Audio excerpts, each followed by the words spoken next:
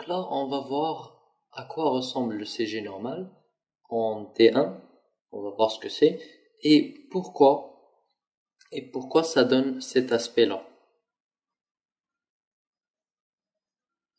Si vous avez déjà vu un ECG, vous aurez probablement remarqué que ça ressemble plutôt à ça. Alors qu'en fait, quand on vous explique les différentes ondes de dépolarisation et de repolarisation, ça ressemble plutôt à ceci. En fait, ce tracé-là, c'est tout simplement le tracé dans une seule dérivation.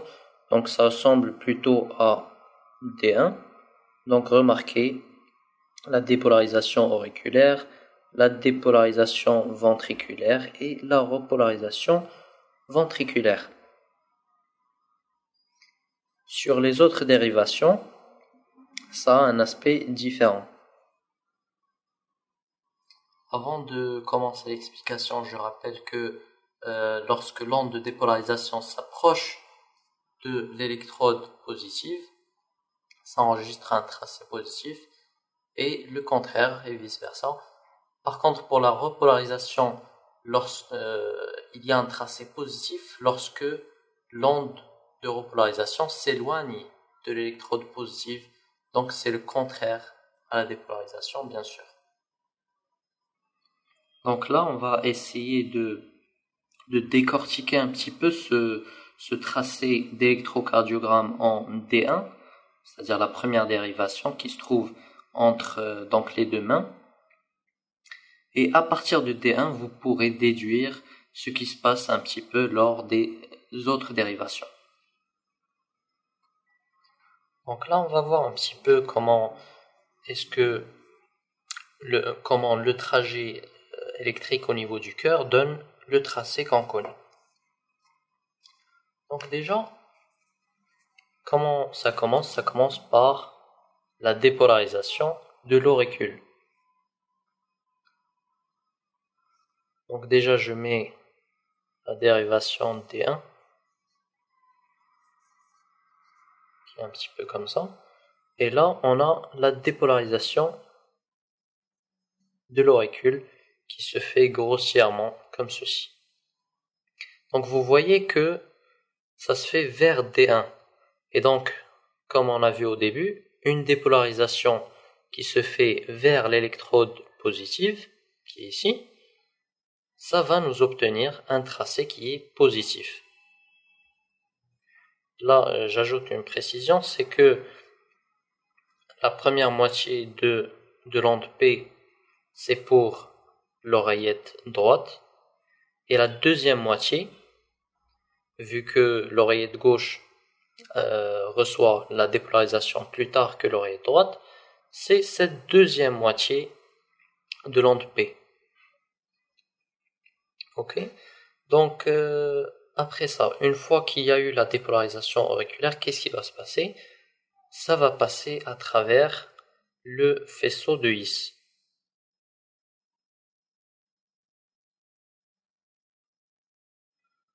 Donc ça passe à travers le faisceau de His, et là vous voyez que ça s'éloigne un petit peu de D1, ça s'éloigne de D1, donc c'est négatif.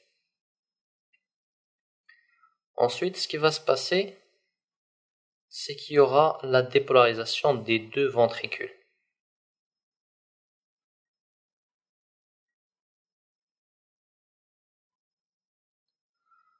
Donc pour la dépolarisation du ventricule gauche, comme il est plus gros,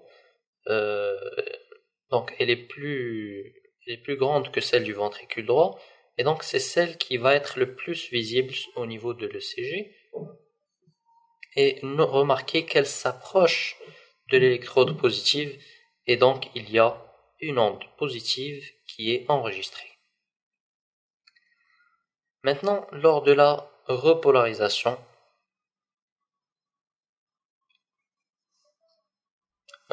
j'ai pas encore fini la dépolarisation. Donc là, ça s'approche de D1, c'est toujours positif. Et puis, une fois que ça commence à dépolariser ici, ça s'éloigne de D1. Et donc, il y a l'enregistrement de cette onde négative, qui est S. Là, c'est Q. Là c'est R et là c'est S. Donc voilà, ça c'était pour la dépolarisation ventriculaire. Maintenant, pour la repolarisation ventriculaire, ça va se faire comme ceci.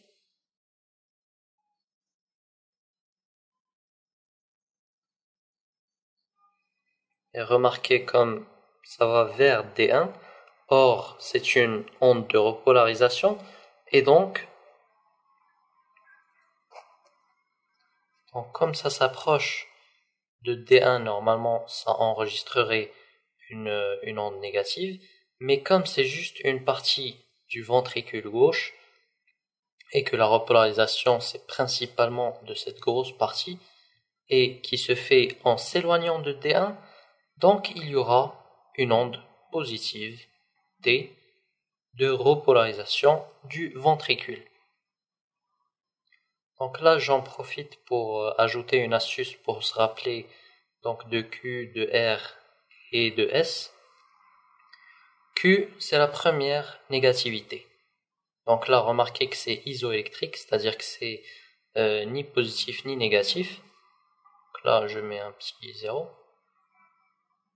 Et puis là, l'onde Q, c'est la première négativité.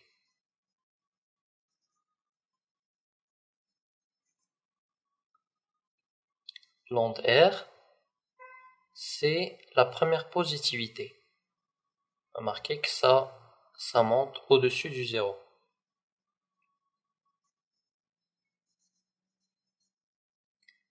Et puis pour l'onde S, c'est la première négativité après la positivité. Positivité de R, et puis là, le S, c'est la première négativité après la positivité.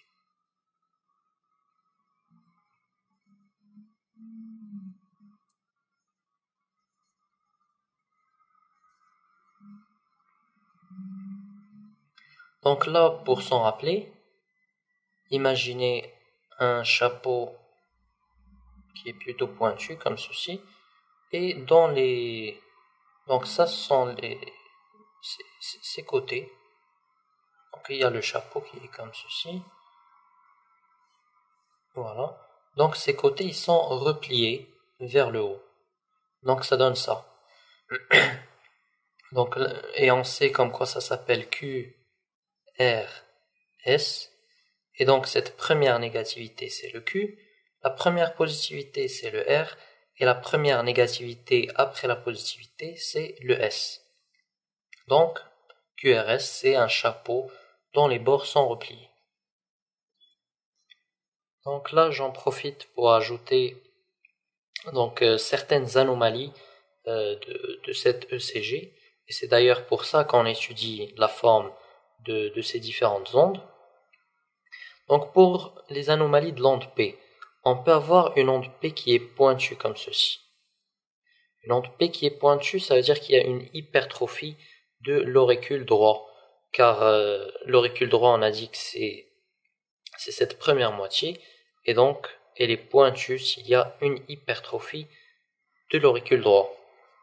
Par contre, s'il y a une hypertrophie de l'auricule gauche, l'onde de dépolarisation mettra plus de temps pour atteindre tout l'auricule, et donc il y aura un élargissement de l'onde P. Pourquoi il n'y a pas eu d'élargissement lors de l'hypertrophie auriculaire droite? Car c'est l'auricule droit qui a donc le nœud sinusal, et donc c'est lui l'origine, et en cas d'hypertrophie, donc il va donner une forte dépolarisation. Donc là pour le QRS,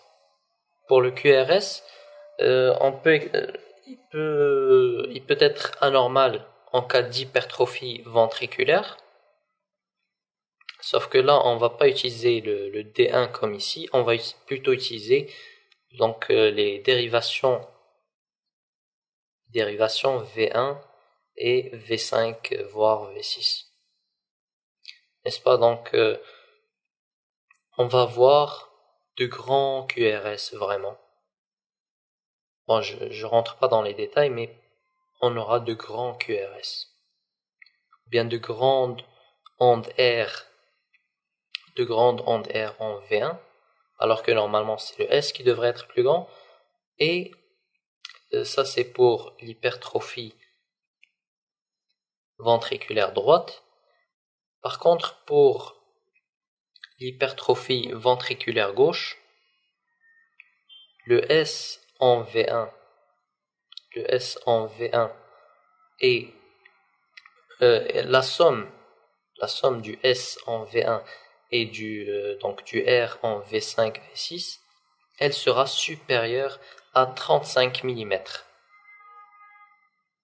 Tout en sachant que S est très grande en V1, c'est pour ça qu'on l'a prise en V1, et R est très grande en V5, V6, c'est pour ça qu'on la prend ici. Et donc on fait leur somme à toutes les deux, et si c'est supérieur à 35 mm, on parle alors d'hypertrophie ventriculaire gauche. Donc comme j'ai dit, pour l'hypertrophie ventriculaire droite, on voit surtout si R est plus grande que S en V1. Rappelez-vous, comme quoi R c'est pour right, et donc c'est pour ça qu'on choisit, enfin c'est pas pour ça mais c'est une astuce, donc c'est pour ça qu'on choisit que le R soit plus grand que S en V1. On a parlé de l'onde P et de l'onde QRS, mais on n'a pas parlé de l'espace PR qui se trouve, qui débute au niveau du début de l'onde P et qui s'arrête ici. Donc PR. Qu'est-ce que ça représente PR? C'est la conduction entre l'auricule et le ventricule, donc c'est un peu ici, et donc elle va se retrouver allongée au cas où il y a un bloc auriculo-ventriculaire, et donc un trouble de conduction nerveuse à ce niveau. Alors pour l'onde T, elle peut être modifiée lors de la modification de kaliémie. En cas d'hyperkaliémie, on a une hyperrepolarisation avec une onde T qui est pointue, et lors d'hypokaliémie, on a une repolarisation qui est lente, et donc on aura une onde T qui est aplatie. Je rappelle que le cœur est vascularisé par les artères coronaires, et donc en cas où ces artères coronaires ne délivrent pas assez de sang vers le cœur, il y aura là aussi des anomalies à l'électrocardiogramme. Donc quand il y a juste l'ischémie, c'est-à-dire le sang n'arrive pas en assez grande quantité au niveau du cœur, on aura une certaine anomalie. Puis plus tard, après quelques temps, on va avoir des lésions au niveau du cœur. Et encore plus tard, on aura de la nécrose. Et donc, comment ça va se manifester sur le CG? J'ai une petite astuce. Plus le temps passe et plus il y aura l'atteinte de ce qui est précoce. Donc, lorsqu'il y a juste l'ischémie, il y a juste l'anomalie de l'onde T. Lorsqu'il y a une lésion, il y a une anomalie du segment ST. N'est-ce pas? Et s'il y a la nécrose, il y aura une onde Q de nécrose. Rappelez-vous, on a dit comme quoi l'onde Q, c'est cette première négativité, et donc elle est toute petite. Par contre, lorsqu'il y a une nécrose ou bien un infarctus, on va avoir une onde Q de nécrose qui est déjà élargie, elle va prendre plus de temps, et profonde, c'est-à-dire qu'elle va vraiment être profonde, et on parle d'onde Q large lorsqu'elle dépasse les 4 centièmes de seconde, soit 0,04 secondes si soit un petit carreau si l'étalonnage est bien fait, et on parle d'onde Q profonde lorsqu'elle dépasse le 1/3 de R. Donc regardez, voici R. Le 1/3 c'est un peu comme ça, donc le Q ici il est normal. Par contre, lorsque ça dépasse le 1/3 de R, on parle d'onde Q de nécrose qui est profonde. Et selon les dérivations où on retrouve donc ce type d'anomalie, on pourra déduire le territoire concerné. Par exemple, pour le territoire inférieur du cœur, c'est-à-dire ici, il y a, quelles sont les dérivations qui regardent un peu à ce niveau? C'est D2, c'est D3 et c'est AV foot. Donc bien sûr, toutes ces dérivations se dirigent vers le bas. Pour les autres territoires, en cas d'anomalie de la paroi latérale du cœur, bien du ventricule gauche, on aura les manifestations au niveau de ces dérivations, donc V5 et V6. Regardez, d'après leur position, elles regardent cette paroi latérale. Pareil pour le D1 et pour la VL. Pour information, si vous ne le connaissez pas déjà, ce A, c'est pour augmented. Tout simplement parce que ces dérivations VL, VR et VFoot, si elles n'étaient pas amplifiées, on ne les verrait pas bien sur le CG. Donc elles sont amplifiées ou bien augmented. Voilà, donc ça c'est pour les dérivations du ventricule gauche, ou bien aussi appelées dérivations latérales. Pour ce qui est antérieur, c'est par V3 et V4. Donc regardez, d'après leur position, vous pouvez deviner un petit peu. Et pour le septum, c'est plutôt V1 et V2. Notez que, bon, d'après certaines sources, ce n'est pas mentionné, mais pour le ventricule droit, on peut voir, par exemple, au cas où de son infarctus, un infarctus du territoire droit, on le verra sur V1, mais aussi sur D3. Je ne sais pas là encore si vous avez remarqué, mais je n'ai pas parlé du tout de AV right.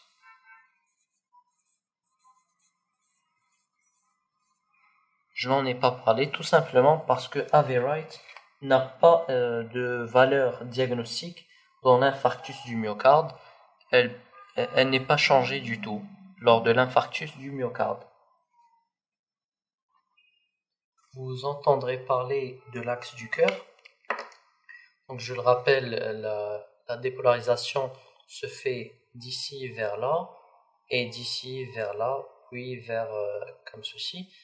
Mais si vous prenez grossièrement vers quel sens se fait cette dépolarisation, ce sera quelque chose comme ceci.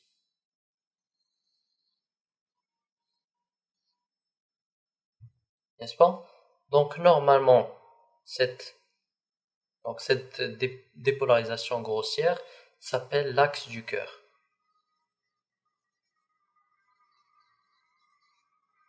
Et elle se trouve entre D1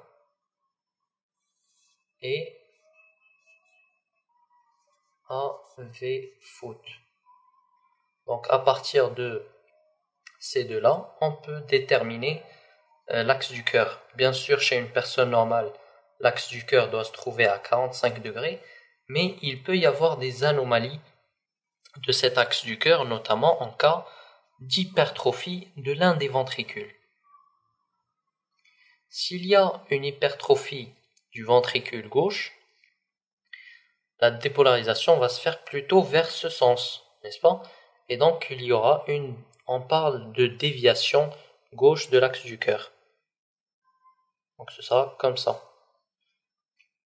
Sinon, s'il y a une hypertrophie droite, ce sera comme ça.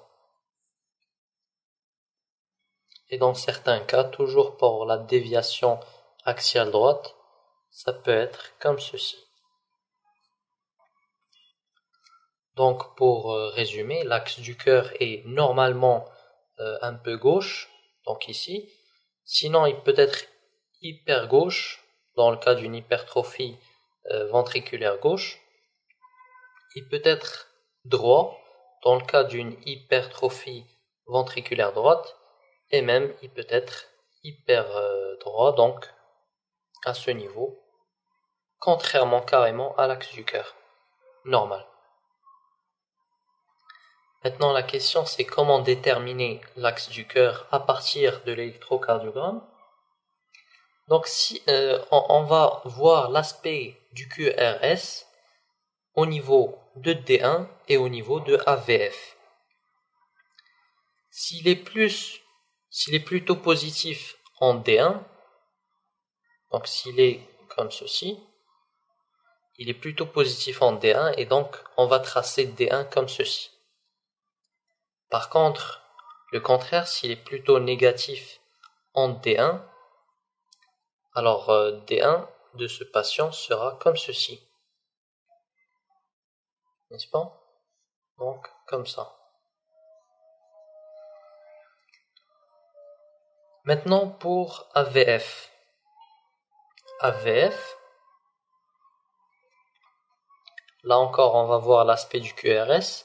S'il est plutôt positif dans la dérivation AVF sur le CG, c'est-à-dire comme ça, alors le AVF du patient est comme ceci.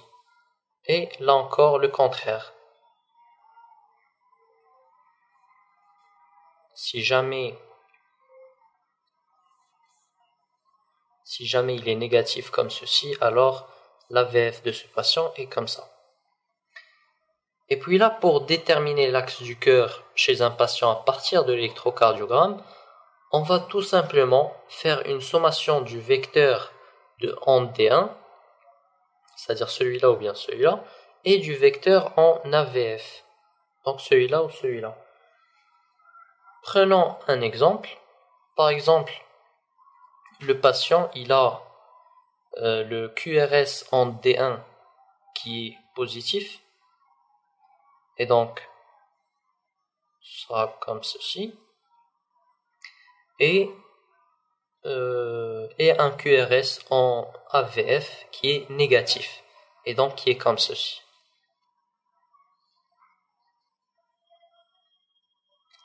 Donc si on fait la sommation des deux vecteurs,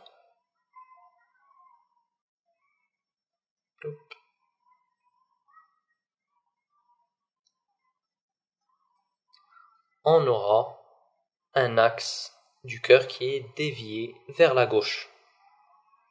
Et ça peut se retrouver en cas d'hypertrophie du ventricule gauche. Et vous pouvez utiliser la même logique pour déduire les autres cas. Pour résumer un peu tout ce qu'on a vu, on a vu les troubles de conduction avec les blocs de branches et les blocs auriculo-ventriculaires, mais bon, je ne suis pas entré dans les détails. Il y en a 3 types. Le BAV du premier degré, du deuxième degré et du troisième degré. Dans le BAV du premier degré, c'est juste le PR qui est allongé. Dans le BAV du deuxième degré, il y a 2 cas de figure. Soit que avant chaque QRS, le PR s'allonge, puis au niveau du deuxième QRS, il s'allonge encore plus, et puis jusqu'à ce qu'il y ait un blocage carrément de QRS et le QRS ne va pas apparaître. Donc allongement, allongement, allongement, disparition du QRS. Sinon, le deuxième cas, c'est que le PR reste constant, mais parfois le QRS disparaît. Donc, PR normal, PR normal, PR normal, QRS disparaît. Ne retenez pas le nombre de normal que je dis avant qu'il y ait disparition parce que ça peut varier justement. Pour le bloc auriculo-ventriculaire du 3e degré, il est vraiment sévère et donc l'auricule se contracte. Il y a la dépolarisation auriculaire, mais il n'y a pas de passage vers le ventricule et donc il y aura rarement des QRS. Et donc on aura des ondes P, et puis rien, une autre onde P, une autre onde P, et peut-être rarement des QRS. Donc il est vraiment grave celui-là. Donc ça c'était pour les blocs auriculo-ventriculaires. On a vu aussi d'autres pathologies, notamment l'ischémie, la lésion, puis l'IDM, l'infarctus du myocarde, et on a vu l'hypertrophie cardiaque, donc l'hypertrophie auriculaire, droite et gauche. On a dit que la droite c'était plutôt paf, et pour la gauche c'était plutôt comme ça. Pour le ventricule, on a dit que c'était pour le ventricule droit, on a un R qui est plus grand que S en V1, alors que normalement ça devrait être le contraire. Et puis un axe dévié vers la droite, comme on vient de voir les axes. Pour l'hypertrophie du ventricule gauche, on a dit que le S en V1 plus le R en V6, c'était plus grand que 35 mm. Et là, ce calcul-là, ça s'appelle l'indice de Sokolov. Et avec ça, on a un axe dévié vers la gauche. Donc bien sûr, ce ne sont pas les seules anomalies qu'on peut retrouver lors d'une hypertrophie ventriculaire, mais ce sont les principaux signes.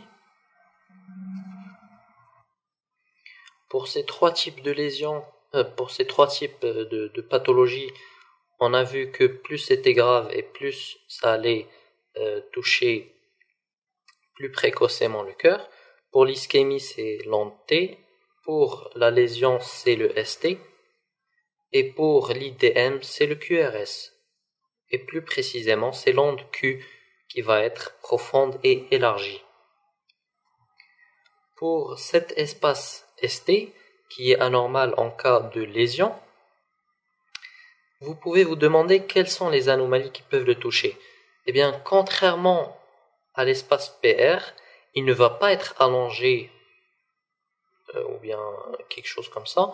Il va plutôt être sus-décalé ou bien sous-décalé, alors que normalement il est isoélectrique. Donc, il va être sus-décalé en cas de lésion sous-épicardique et il va être sous-décalé en cas de lésion sous-endocardique. Comment s'en rappeler? J'ai ma petite astuce. Donc le ST, sus-décalage, et puis sous-décalage. Rappelez-vous ici de sucette.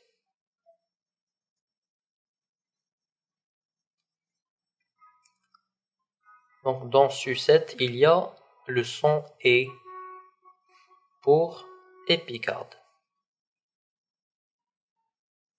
C'est-à-dire que la lésion, c'est-à-dire que plutôt l'ischémie est sous-épicardique. Et pour l'autre, ça va être sous-endocardite. Sous-endocardique. Bon, voilà. Pour les blocs auriculo-ventriculaires, on a parlé des trois types, et notamment dans le premier type, on a dit qu'il y avait l'allongement du PR, et pour les blocs de branche, on a dit qu'il y avait toujours cet aspect en M, ou bien plutôt c'est dans une autre vidéo qu'il y a donc les blocs de branche. J'ai fait une vidéo rien que pour les blocs de branche, donc je vous invite à la voir. Donc ce qu'il nous reste à voir dans les troubles qu'on peut trouver à l'ECG, ce sont les troubles du rythme. Là, ils ne sont pas très nombreux. Il y a principalement la fibrillation auriculaire,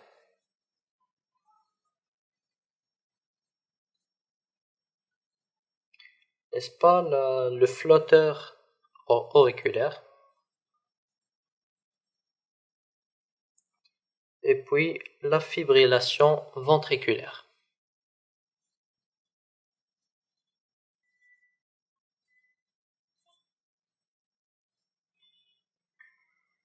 La fibrillation auriculaire, c'est quand il y a beaucoup trop de dépolarisation au niveau de l'auricule, c'est-à-dire qu'elles sont très nombreuses, et ça va donner un aspect comme ceci.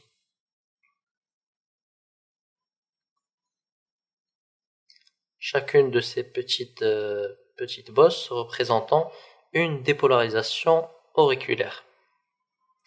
Maintenant, pour le flotteur, c'est un peu pareil.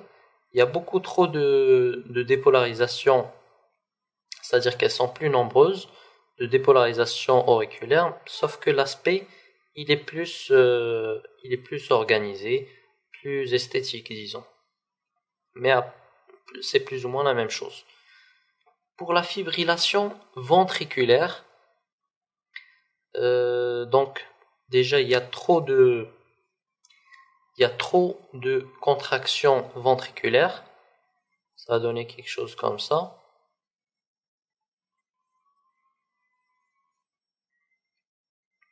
Donc c'est dû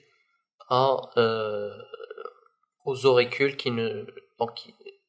dont les pacemakers ne travaillent plus bien. Ça peut arriver notamment en cas d'infarctus, n'est-ce pas? Et notez que la fibrillation auriculaire, ça donne ce qu'on appelle l'ACFA, qui est l'arythmie cardiaque par fibrillation auriculaire. C'est-à-dire que le cœur, il se contracte n'importe comment, et voilà, ça peut donner des soucis. Là, vous pouvez vous demander pourquoi est-ce qu'il n'y a pas de contraction ventriculaire chaque fois qu'il y a une contraction auriculaire. La réponse est simple, c'est parce que la dépolarisation vient de passer à travers le nœud auriculo-ventriculaire après qu'il y ait eu une contraction, c'est-à-dire un passage, et elles sont toujours sous l'effet de cette dépolarisation et elles ne peuvent pas être dépolarisées à nouveau avant avant qu'il n'y ait eu l'écoulement d'une certaine durée, qui est de l'ordre de quelques fractions de secondes. Et donc une fois ce temps écoulé, il pourra y avoir à nouveau cette dépolarisation ventriculaire. Bon, je ne vais pas parler de la bradycardie ni de la tachycardie, qui sont tout simplement la baisse de la fréquence cardiaque et l'augmentation, donc c'est rien de trop compliqué. Donc voilà, je pense que je vais m'arrêter là. C'était un plaisir. Voilà. J'espère que vous avez pris autant de plaisir que moi à regarder ceci. Et donc voilà, n'oubliez pas de partager avec vos amis et vous abonner à la chaîne si ce n'est pas déjà fait. Et de partager la chaîne sur les différents groupes Facebook, etc. N'oubliez pas de laisser Vous avez aimé cette vidéo, sachez qu'il y en a d'autres ici ou bien là et que vous pouvez être au courant du neuf en cliquant ici et que vous pouvez faire tout plein de trucs sympas en cliquant un peu partout par là. Et dorénavant, Study Smart.